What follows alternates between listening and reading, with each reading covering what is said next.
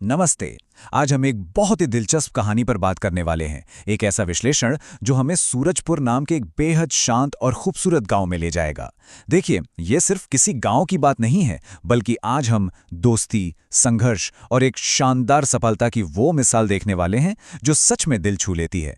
चलिए, बिना किसी देरी के इस रोमांचक सफर पर निकलते हैं। आइए गहराई से शुरुआत करते हैं। स्क्रीन पर दी गई गांव के इस बहुत ही मशहूर कहावत पर गौर कीजिए। अगर दोस्ती देखनी हो तो राम और श्याम जैसी देखो। मतलब, ये कोई छोटी मोटी बात नहीं है। पूरे सूरजपुर गांव में इनकी दोस्ती का एक अलग ही रुतबा था। आखिर ऐसा क्या था इन दोनों में जिसने इन्हें पूरे गांव के लिए एक आदर्श बना दिया? चलिए समझते हैं। बचपन की बात करें तो ये दोनों एक दूसरे से बिल्कुल अलग थे, एकदम अपोजिट। एक तरफ राम है, एकदम शांत, मेहनती और हमेशा अपने माता पिता के काम में हाथ बटाने वाले, और दूसरी तरफ उनके ठीक विपरीत हैं श्याम, थोड़े चंचल, शरारती, लेकिन दिल के एकदम साफ, हमेशा दूसरों की मदद के लिए सबसे आगे। स्वभाव अलग जरूर थे, लेकिन वो कहते हैं ना कि ऑपोजिट्स अट्रैक्ट करते हैं। बस वही बात थी। ये एक दूसरे की कमियों को पूरी तरह से ढक देते थे, और यही उनके मजबूत रिश्ते की असली नींव थी। अब देखिए, ये रिश्ता लोगों की नज़रों में कैसे खास बना। एक बार गांव के मेले में भारी भीड़ थी और वहां एक छोटा सा बच्चा अपनी मां से बिछड़कर रोने लगा। अब जहां बाकी लोग बस खड़े होकर तमाशा देख रहे थे, श्याम ने तुरंत जाकर उस घबराए हुए बच्चे को पानी पिलाकर शांत किया। फिर राम आगे आए और उन्होंने मदद का पक्का वादा किया। दोनों ने मिलकर उसे उसकी मां से सुरक्षित मिला दिया। इस पहली बड़ी घटना ने गांव वालों को बता दिया कि ये दोनों सिर्फ खेलने कूदने वाले बच्चे नहीं हैं, बल्कि बहुत ही जिम्मेदार इंसान भी हैं। खैर, बचपन का वो बेफिक्र दौर तो एक न एक दिन पीछे छूटना ही था। कहानी में अब एक सीरियस मोड़ आता है। राम का सपना था एक बड़ा सरकारी अफसर बनने का। वो पढ़ाई में बहुत तेज थे, लेकिन असल जिंदगी की परेशानियां सामने आ ही गईं। राम के पिता एक गरीब किसान थे और शहर की महंगी पढ़ाई का खर्च उठाना उनके लिए बिल्कुल नामुमकिन था। ये इन दोनों दोस्तों की जिंदगी की पहली और सबसे बड़ी रुकावट थी। जरा सोचिए, उस वक्त राम पर क्या बीत रही होगी। वो पूरी तरह से निराश होकर बैठे थे और सपने टूटते हुए नजर आ रहे थे।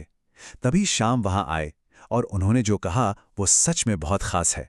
उन्होंने कहा, अगर तू पढ़ेगा नहीं तो गांव का नाम कौन रोशन करेगा?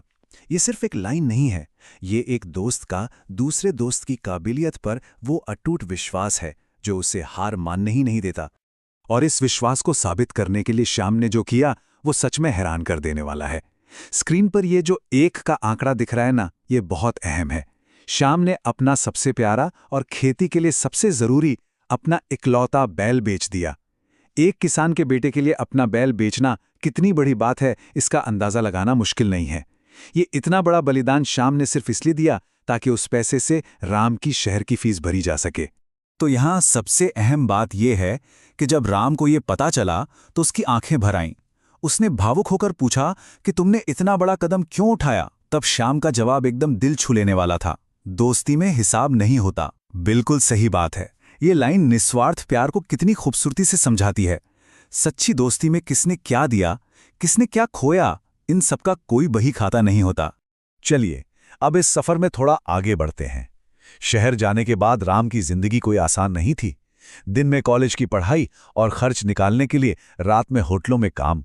कई बार तो भूखे पेट भी सोना पड़ता था। और दूसरी तरफ गांव में शाम खेती और घर संभालते हुए राम को लगातार चिट्ठियां लिखते रहते थे। बस यही हौसला देते थे कि मेहनत करते रहना, एक दिन जरूर सफल होगा। और आखिरकार 4 साल की उस कड़ी तपस्या के बाद राम ने परीक्षा पास कर ली और वो एक सरकारी अफसर बन गए। क्या बात है! ये जीत सिर्फ राम की नहीं, उन दोनों की संयुक्त जीत थी। अब ये खुशखबरी सुनकर तो पूरा सूरजपुर खुशी से झूम उठा। हर कोई कह रहा था कि गांव का बेटा अफसर बन गया। राम भी सबसे पहले दौड़कर अपने गांव लौटे। लेकिन जश्न का ये माहौल गांव में कदम रखते ही अचानक एक गहरे दुख में बदल गया। राम को पता चला कि उनका जिगरी दोस्त श्याम बहुत गंभीर रूप से बीमार है और कमजोरी के कारण खाट पर पड़ा है। सफलता की सारी खुशी पल भर में जैसे फीकी पड़ गई। जब राम ने रोते हुए पूछा कि इतनी बड़ी बीमारी के बारे में पहले क्यों नहीं बताया, तो कमजोर हो चुके श्याम का जवाब उसकी रक्षक वाली फितरत को बेहतरीन ढंग से दिखाता है। तो अपने सपनों में लगा था, मैं तुझे परेशान नहीं करना चाहता था। मतलब, श्याम ने अपनी इतनी जानलेवा तकलीफ को भी सिर्फ इसलिए छुपा लिया ताकि राम की पढ़ाई और उसका फोकस बिल्कुल भी ना बिगड़े। अब बारी राम की थी। जैसे श्याम ने बिना एक पल सोचे अपना बैल बेच दिया था ना, वैसे ही राम ने भी बिना झिझके अपनी सारी जमा पूंजी, जो उसने सालों की मेहनत से जोड़ी थी, वो सब श्याम के महंगे इलाज में लगा दी। वो दिन रात श्याम के बिस्तर के पास बैठकर उसकी देखभाल करते रहे। एक ने दोस्त के भविष्य के लिए अपना सब कुछ दे दिया था, तो दूसरे ने दोस्त की जान बचाने के लिए अपनी सारी सफलता दांव पर लगा दी। इलाज के दौरान जब श्याम धीरे धीरे ठीक हो रहे थे, तब रात के सन्नाटे में उनके बीच एक बहुत ही भावुक बातचीत हुई। श्याम ने पुरानी यादें ताज़ा करते हुए पूछा, याद है बचपन में हम कहते थे कि हमेशा साथ रहेंगे? और राम ने बहुत प्यार से उनका हाथ पकड़कर कहा, हम आज भी साथ हैं।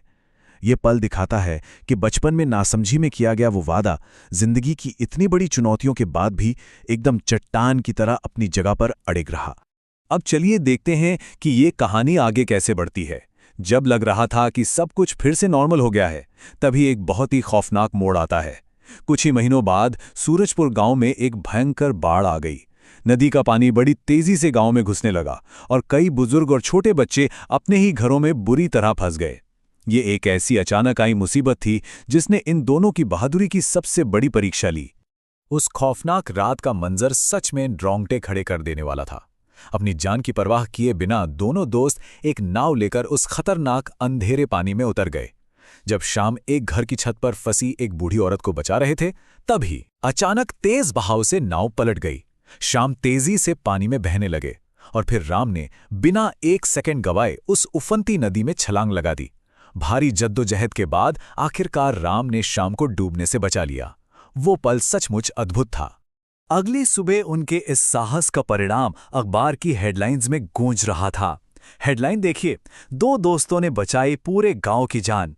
सरकार ने भी उनकी इस बहादुरी के लिए उन्हें सम्मानित किया। लेकिन सच बताऊं, राम और श्याम के लिए वो सरकारी सम्मान उतना मायने नहीं रखता था। उनके लिए असली इनाम था गांव वालों की आंखों में दिखने वाला वो निस्वार्थ प्यार और हमेशा की कृतज्ञता। समय बीतता गया और इस अद्भुत दोस्ती ने एक ऐसी विरासत का रूप ले लिया जो हमेशा के लिए अमर हो गई। उन्होंने मिलकर पूरे इलाके के गरीब बच्चों के लिए एक बहुत बड़ा मुफ्त स्कूल खोला। इसके पीछे राम का मकसद एकदम साफ था कि पैसे की कमी के कारण किसी भी बच्चे का सपना ना टूटे, और श्याम का मकसद था हर बच्चे को किताबी ज्ञान के साथ साथ सच्ची दोस्ती और इंसानियत का असली मतलब सिखाना। ये प्रयास पूरे क्षेत्र के लिए एक महान केंद्र बन गया। और ये बात बहुत ही शानदार तरीके से साबित होती है राम की एक सलाह से। जब उनके स्कूल के एक महत्वाकांक्षी बच्चे ने आकर कहा कि उसे बहुत बड़ा आदमी बनना है, तो राम ने मुस्कुराते हुए उसे एक बड़ी गहरी बात कही, बड़ा आदमी बनने से पहले अच्छा इंसान बनो। देखिए, ये सिर्फ एक सलाह नहीं है, ये वो असूल है जिस पर राम और श्याम ने अपना पूरा जीवन बिताया है।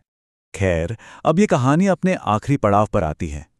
कई साल बीत चुके हैं, दोनों दोस्त अब बूढ़े हो चले हैं, चेहरों पर उम्र की झुर्रियां साफ दिखती हैं, लेकिन उनका प्यार और उनकी दिनचर्या बिल्कुल नहीं बदली। आज भी हर शाम सूरज ढलते वक्त वो गांव के उसी पुराने बरगद के पेड़ के नीचे एक साथ बैठते हैं और अपने बचपन की बातें याद करते हैं। ये सुकून भरा नज़ारा हमें बताता है कि दुनिया चाहे कितनी भी बदल जाए, कुछ सच्चे रिश्ते कभी नहीं बदलते। उसी बरगद के पेड़ के नीचे बैठे हुए एक दिन श्याम ने मजाक में पूछा, अगर अगला जन्म हुआ तो क्या हम फिर से दोस्त बनेंगे? इस पर राम का जवाब बहुत ही शांत और गहरा था, दोस्ती जन्मों से नहीं, दिल से होती है। क्या खूबसूरत दार्शनिक विचार है ना? ये बात हमेशा के लिए साबित कर देती है कि उनकी दोस्ती समय, उम्र या जन्म के किसी भी बंधन से परे है। ये पूरी तरह से दिलों का जुड़ाव है। तो इस पूरे विश्लेषण से हमें जो सबसे बड़ा सबक मिलता है वो यही है कि पैसा, ताकत, रुतबा ये सब बिल्कुल बेकार हैं अगर मुश्किल वक्त में आपके साथ खड़ा होने वाला कोई सच्चा दोस्त ना हो। राम और श्याम के इस सफर ने हमें साफ दिखा दिया है कि जीवन की असली संपत्ति हमारे बैंक खातों में नहीं होती, बल्कि उन लोगों में होती है जो हर हाल में हमारा साथ निभाते हैं। अब हम इस शानदार सफर के बिल्कुल अंत में आ गए हैं और जाते जाते एक बहुत ही गहरा सवाल है जिस पर हम सभी को सोचना चाहिए। जरा एक पल के लिए रुकिए और खुद से पूछिए, अगर आज अचानक जीवन में मुसीबतों की बाढ़ आ जाए तो क्या कोई ऐसा सच्चा दोस्त है जो बिना कुछ सोचे उस उफनती नदी में कूद पड़े? इस पर गहराई से विचार जरूर कीजिएगा। इस दिलचस्प विश्लेषण में साथ जुड़ने के लिए बहुत बहुत धन्यवाद।